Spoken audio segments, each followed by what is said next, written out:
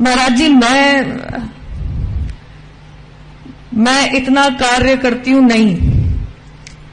ये धर्म इकलौता मेरा नहीं है, ये सब हम सभी का है, और इसकी रक्षा केवल मैं करूं, ये उद्देश्य भी मेरे हिसाब से इस लायक शायद मुझे भगवान ने समझा भी नहीं है।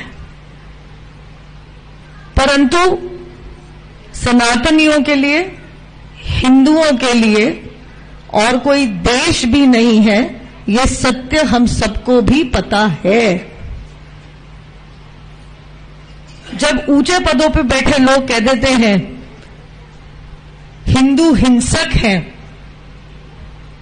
ऊंचे पदों पे बैठ के लोग कह देते हैं कि हिंदू सनातनियों का नरसंहार कर दो, दो बात कहूंगी।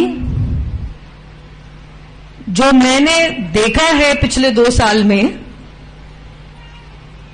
सनातनियों का नरसंहार करने की कोशिश की गई, क्योंकि शायद व्हाट्सएप पे, फेसबुक पे कुछ लिख दिया और कुछ ऐसा उल्टा सीधा नहीं लिखा।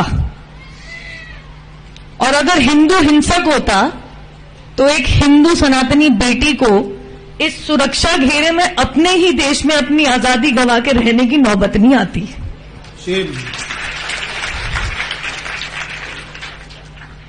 यहां पे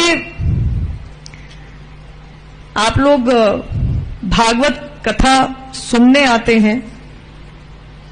यहां इस माहौल में मैं और कुछ नहीं कहूंगी, परंतु इतना जरूर कहूंगी कि एकत्रित हो जाइए। महाराज जी बिल्कुल सही कह रहे हैं, किसी और घर की बेटी तो दूर की बात है, किसी और घर के किसी सदस्य को भी वो ना देखना पड़े जो मैंने देख लिया।